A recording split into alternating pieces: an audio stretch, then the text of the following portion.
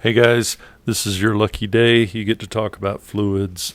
We're going to think about fluids that are either sitting still or that are moving. That would be fluid statics, if they're sitting still. And fluid dynamics would be when the fluid is moving. Now, fluid could be either a gas or a liquid. It's anything that flows. So try to keep that in mind as we go through this. Density is the mass per volume of a substance. That actually applies to all fluids, liquids and gases. It would also apply to solids. A density is simply the mass divided by the volume of the material. So, you could throw something on a scale. If you found out that the mass was 100 grams, and the volume might be 4 square centimeters, cubic centimeters, apologies. Then the density here, they're using the D. You can use rho. I'll use rho. I think that's what our book uses. Mass divided by volume there, 100 grams divided by 4 cubic centimeters. That would be 25 grams packed into a single cubic centimeter, a box 1 centimeter by 1 centimeter by 1 centimeter. That's actually pretty dense. That's pretty heavy-duty stuff. And but most things aren't that dense. Rocks are about 5.5 grams per cubic centimeter, 6.5, somewhere in there. Water is 1 gram per cubic centimeter. You make a little box 1 centimeter on a side and fill it up with water. The water in there would have a mass of 1 gram. So that's kind of neat. Down here there is a conversion factor that we could use to convert grams per cubic centimeter, like we have, into kilograms per cubic meter. Let me just do one of those here. Let's take that 25 grams per cubic centimeter. A funny thing happens here. First of all, we know that there are 1,000 grams in 1 cubic centimeter. That's actually not what I wanted to write. So let me try that again. There are 1,000 grams in a kilogram. Here we go. And if I set it up so that the grams cancel out, then I would be in kilograms per cubic centimeter. If I then go, I know there are 100 centimeters in 1 meter. Notice here how this centimeter will not cancel all 3 of the centimeters down there. It'll only cancel one of them. So I either need to write that 2 more times, 100 centimeters over 1 meter, or I can just put a cube there, which I'll do in the interest of space. And then that way I know to do that 3 times, and I'll get that in there. So effectively what I need to do is take 25 times 100 times 100 times 100. That takes care of the numerator in that last fraction, divided by the 1,000 in the second one. You can see that some zeros are going to zap out here like that. I really need to move that decimal place 3 times. There are 3 zeros there. 25 times 10 times 10 times 10, or 25 1,000. Again, this is a huge density, but that's okay. We're kind of odd density. 25,000 kilograms per cubic meter, right there. If you need to go from grams per cubic centimeter to kilograms per cubic meter, just move the decimal place 3 times. You can do it by hand like we did there, but we do enough of these to where you kind of get used to saying 1 gram per cubic centimeter. Again, that's water. Is equal to 1,000 kilograms per cubic meter, and it just makes it, those two have nothing to do with each other. Makes it really easy to get back and forth between that. Just move 3 decimal places and change the units if those are the units you have, and they usually are. Okay, you could do pounds per cubic foot or gallons per whatever, but generally, it's one of those 2, grams per cubic centimeter or kilograms per cubic meter. Okay. Right here, we've got some examples. if I had an oak beam that was 10 centimeters by 20 centimeters by 4 meters long, and it had a mass of 58 kilograms, then we could find the density of that beam. And you'll remember here that density was mass divided by volume. They told me that the mass was 58 kilograms, so we've put that in here. Went ahead and multiplied out the volume, 0.1 meter times 0.2 meters times 4 meters. Notice we have to change these to meters, right? Make sure that everything's in the same units. And then I'd have this for the volume. They've placed that on the bottom, divide, and you'd have your grams per cubic centimeters there. If you wanted to go to kilograms per cubic meter, what do? Move the decimal place 1, 2, 3 times, would be 725 kilograms per cubic centimeter. Down at the bottom, find the volume of a lion if the density of mammals is equal to the density of water. That's pretty good bet. Remember, you're like 70% water, something like that, and the bone has little air pockets in it and stuff, so it's close. Here's my 250 kilogram mass that they gave me. Put the density of water on the bottom, 1,000 kilograms per cubic meter, and I've got 0.25 on the cubic meters for the volume. So you could work it, take your definition here, density equals mass divided by volume, and then do a swappy thing or solve it algebraically for the volume or anything else that you need. Okay, here are some densities. You can find a table like this in your book. Sometimes on the homework problems they expect you to go look up some of these numbers. Maybe they say there's an iron block or an iron anchor or something. So they want you to come here on the table and look up the density of iron, 7.8 grams per cubic centimeter. Or move the decimal place 3 times, 7,800 kilograms per cubic meter. All right. You can see copper is on here. Here's copper. Cu is the chemical symbol for copper, and lead's just below that. Lead's pretty heavy-duty stuff. Gold is at the bottom there. You can see that's heavy. You've got all the solids in that first little table. Here are liquids and gases over here. You can generalize and say that liquids are much less dense than solids, but you see there are some exceptions, right? Mercury, for example, is somewhere in between lead and gold. If you threw a chunk of lead into liquid mercury, it would float. You can just look at the two densities. If it's more dense, if it has a bigger number, it's going to sink in the other substance. And if it's lighter, if it's less dense, however you want to say that, then it would float. On the gases, they are, again, generally much less dense than the liquids, and the liquids are less dense than the solids. But there's some exceptions there too. So wood, for example, comes in before steam, less dense than steam. So, but be ready to look those up on a table. They may even give you a homework problem with a material that's not on the table, so you could just go Google that and see what it comes up to.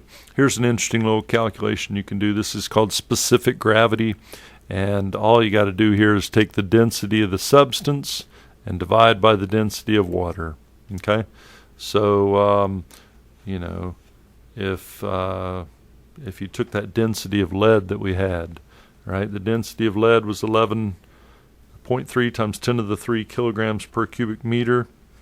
If I want to say, well, I wonder how many times more dense than water that is, then I could take 11.3 times 10 to the third and divide by 1 times 10 to the third, or 1,000, and I just get this number over here, which is referred to as the specific gravity.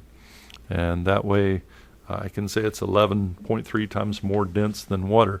Another nice thing about that is that it makes it really easy to change the units on this. Once I've got the specific gravity, then I can come in here and just put the units of the density of lead would be equal to 11.3 grams per cubic centimeter. Okay? Or maybe I want pounds per cubic foot. So what I'd need to do here, remember that the specific gravity is equal to the density of the substance, and it looks like I'm using D's instead of rows today, divided by the density of water. So if I were to multiply both sides by the density of water, I could take the specific gravity of a material, multiply by the density of water, and I would have the density of that substance. So here, specific gravity of lead is 11.3. Water weighs 62 pounds per cubic foot. If you took a box of water that was 1 foot by 1 foot by 1 foot, it would weigh, the water would have a weight of 62 pounds. So right here you could multiply those out, 11.3 times 62, and lead would be 700.6 pounds per cubic foot. So that's one other nice thing that you can do with specific gravity. In the big reference manuals, the Chemical Rubber Company prints a book of figures and stuff. They don't have a table of densities. They have a table of specific gravities, and then it's up to you to put it into whatever units you want. It's kind of handier that way. Okay, pressure. We talk about air pressure. We talk about water pressure. We talk about being under pressure in school or work or whatever. Pressure is the ratio of force to area. So this is the formula that you need right there. Pressure equals force divided by area. And if it's a weight, like say I put a box of cereal on the table, that cereal has a certain weight, and that weight is going to push down on the table. And when I turn the box up and look at the bottom of it, down here, all of that weight is spread out on the bottom of the box. If I had a bigger box, the same amount of weight would be spread out on a bigger surface. That'd be less pressure, right? So pressure is an important idea. We also talk about pressure in fluids, or pressure in gases or liquids. If I swim down to the bottom of a swimming pool, there's more pressure down there. I can feel it on my ears. I can feel it on my skin. It pushes harder on. The deeper I go, the more pressure there is. So pressure is an important idea. There's a whole lot of ways to measure pressure. Our favorite one is the Pascal. Pascal is the name of the guy that did a whole bunch of the work early on with this stuff. And what's so nice about Pascals is it's just 1 Newton per meter squared. When I take a force that's in units of newtons, and I take an area that's in my favorite units of area, meters squared, I'd have a Newton per meter squared. We just changed the name to Pascals to say thank you to Mr. Pascal. All right. So that's all that's going there.